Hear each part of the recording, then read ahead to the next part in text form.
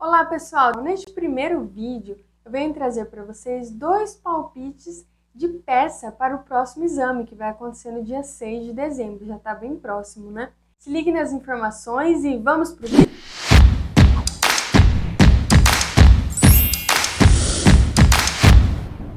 Deixa eu me apresentar, o meu nome é Karen, eu sou advogada, tenho como propósito neste canal oferecer para vocês informações, conteúdo, tudo a respeito do exame da ordem. Meus dois palpites são resposta à acusação, tomara que caia essa porque é uma peça mais simples, e memoriais de defesa. Então, gente, essas são as minhas duas peças que eu acredito que seja bem provável, não só pela quantidade de vezes que elas caem no exame da ordem, mas pelo fato de que há uns 4 ou 5 exames e elas não terem caído. Então, assim, vamos torcer para que seja uma dessas duas, né? Neste vídeo eu vou te mostrar a estruturação de uma resposta à acusação. No próximo eu vou falar sobre memoriais de defesa. Sei que uma hora dessa você já deve estar afiado, sabendo elaborar todas as peças, mas assim, aqui eu gostaria de dar algumas dicas para você, ou até mesmo relembrar, porque vocês já devem estar sabendo muito. Então assim, o que eu puder contribuir com vocês e torcer para que caia, no caso, essa peça especificamente, a resposta à acusação, porque é uma peça simples. Então, assim, o primeiro questionamento que a gente tem para fazer é o seguinte: o que é uma RA, uma resposta à acusação, e como eu identifico ela na situação problema? A RA, gente, é a primeira peça de defesa, é a peça de entrada do réu no processo. Por quê? Porque antes houve uma denúncia ou queixa-crime. Aí é que tá. O que você deve identificar na situação problema para você falar e ter certeza de que é uma resposta à acusação? Então, na situação problema, é isso que você vai observar. Se houve uma denúncia ou uma queixa-crime e o juiz pediu para citar o réu. Então agora, pessoal, partimos para a segunda dúvida. Como fazer o endereçamento da resposta à acusação? E aqui eu tenho duas observações importantes para você. Você deve observar se é justiça comum ou justiça federal e, além do mais, se foi apresentado o número da vara. Então, por exemplo, justiça comum, ficaria assim o endereçamento: Excelentíssimo senhor, doutor, juiz de direito da vara tal. Se não der o número da vara, você não cita. Vara criminal da comarca tal, do estado tal. Se for Justiça Federal. Justiça Federal seria Excelentíssimo senhor, doutor, juiz federal da seção judiciária tal. Então, gente, se atente. Não deu o número da vara, não invente nenhuma vara. Justiça comum e justiça federal vai ser mandada remessa para o juiz da causa, que é justiça comum, juiz de direito. Justiça federal, juiz federal. Então, pessoal, terceiro questionamento: o preâmbulo da resposta à acusação. Na verdade, o que é um preâmbulo e como você deve fazer? Preâmbulo é onde consta o nome, a qualificação do réu, advogado, a peça apresentada e a fundamentação. Eu tenho um exemplo bem legal e simples para vocês utilizarem como preâmbulo na RA. No caso, ficaria assim: fulano, aí você cita o nome apresentado na situação problema, fulano, já qualificado nos autos do processo crime número tal, não invento o número aqui, que lhe move a justiça pública, por meio de seu advogado, que esta subscreve, entre parênteses, procuração em anexa, não esquecer, vem respeitosamente perante Vossa Excelência apresentar resposta à acusação, com fulcro no artigo 396, 396-A do CPP, pelas razões de fato e de direito a seguir expostas. Então é um preâmbulo simples, se vocês quiserem adotar, eu acho bem legal. Isso aqui é a parte meio que gravada mesmo, entendeu?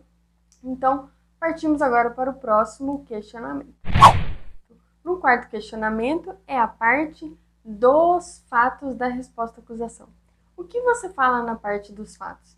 Você simplesmente mostra o que aconteceu, o que está sendo alegado contra o seu cliente. Então, assim, essa é uma parte que o examinador não dá muita bola. Por quê? Porque nela ele não tem como avaliar muito os teus conhecimentos, porque na verdade a parte dos fatos é uma copiou-colou da situação problema. Porque assim, você não tem esforço nenhum e não precisa saber de muita coisa. o que você deve fazer.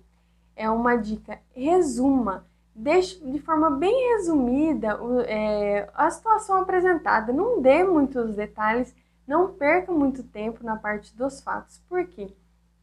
Porque é uma parte que o examinador ou ele dá pouquíssimos pontos ou às vezes nem pontua, entendeu? Então assim, você vai perder linha da sua peça, vai perder tempo e assim, por isso eu aconselho que faça resumidamente, explique a situação resumidamente.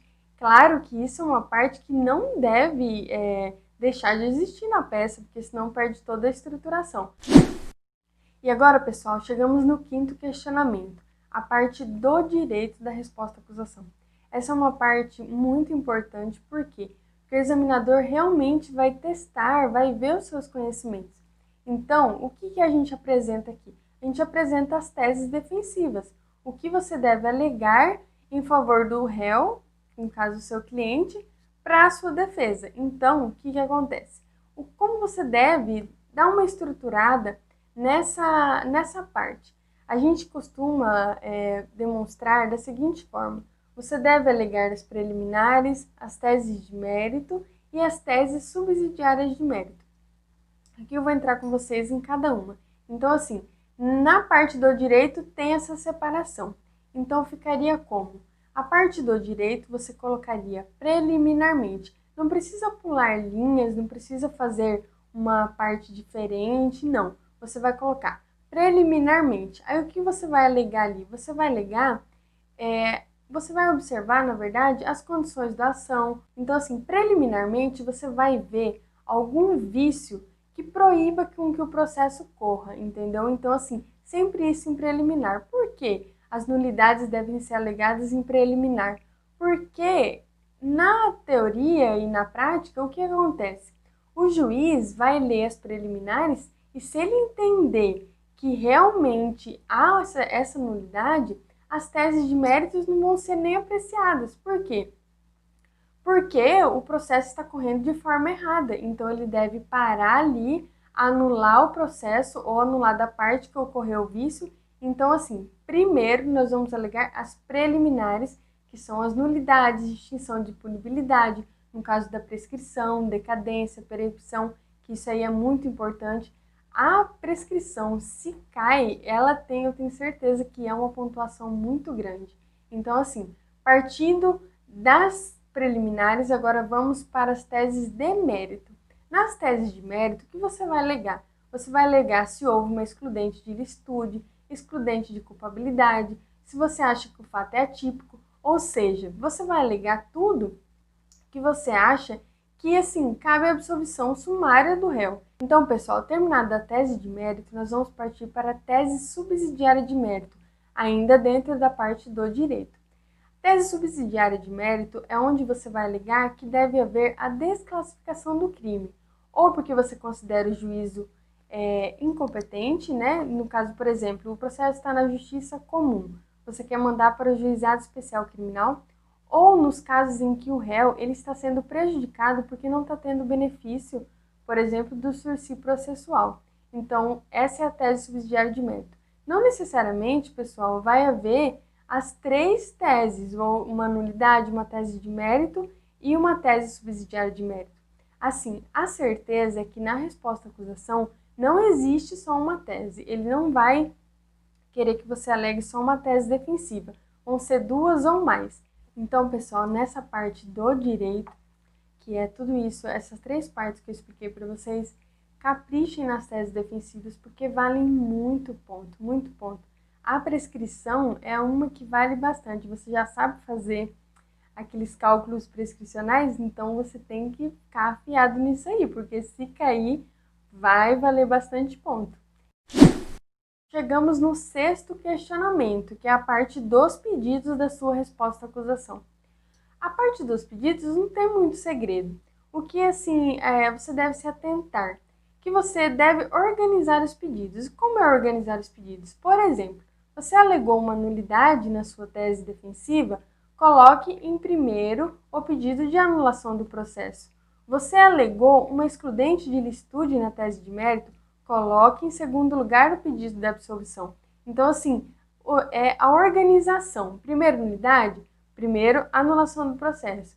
Segundo, excludente de ilicitude. Segundo, absolvição do réu. Então, assim, o pedido não tem muito segredo, mas o que você deve observar, atente-se para isso. Você deve pedir para que sejam arroladas as testemunhas. Na resposta à acusação, isso ganha muito ponto e é de extrema importância. O que você deve pensar? É rito ordinário, são 8 testemunhas. É rito sumário, são 5 testemunhas. E como você deve fazer esse rol de testemunhas na sua resposta à acusação? Você deve pegar e colocar. Vamos supor que a situação problema dê o nome de algumas testemunhas. Você vai lá e pode citar no rol de testemunhas o nome apresentado na situação problema. Você coloca o nome de todas. No entanto, se não foi apresentado nenhum nome, o que você deve colocar? E cuidado para não dar identificação de peça. Escrever nome, vírgula, qualificação, vírgula, endereço. Isso no número de 8, caso o rito seja ordinário, número de 5, caso seja sumário. É assim, pessoal, literalmente para escrever nome, vírgula, qualificação, vírgula, endereço. 8 vezes, 5 vezes, porque assim, é o rol de testemunhas. E sempre procure colocar o máximo que é do rito, entendeu? Então você coloca, escreva isso e cuidado para não gerar identificação de peça. Não invente endereço, não invente nome. E assim, isso na verdade é para a peça inteira, né? Mas como nós estamos falando de testemunha, é assim que você deve escrever. Agora vamos para o fechamento da peça. Terminado a estruturação da peça, que foi endereçamento, preâmbulo, dos fatos, dos direitos, dos pedidos, nós vamos para o fechamento da peça. Fechamento da peça, você vai colocar local, data, advogado, OAB. É isso aí, gente, é para escrever. No local, mesmo que der, não coloque a cidade que lhe deu do processo. Por quê? Porque não necessariamente a cidade onde você vai estar peticionando é a cidade onde o processo corre. Então, assim, e já houve várias situações em que a FGV considerou você colocar o local como uma identificação de peça. Então, você procure colocar, escrever mesmo, local, data. A data você deve tomar cuidado, por quê? Porque eles sempre costumam, na verdade, né, pedir para datar no último dia do prazo. Então, você deve fazer os cálculos na resposta à acusação. São 10 dias, então você vai datar do último dia do prazo. Então, você vai colocar local, data, a data que você calculou, escrever advogado, OAB, número, 3 pontinhos ou só OAB. Então, gente, fechamento, cuidado, não assine o teu nome, não invente número de OAB, tudo pode dar uma identificação de peça. Então é isso, pessoal, esse é o meu primeiro vídeo no canal. Eu espero ter contribuído com vocês, feito vocês relembrarem ou até mesmo aprendido algo novo sobre a resposta à acusação.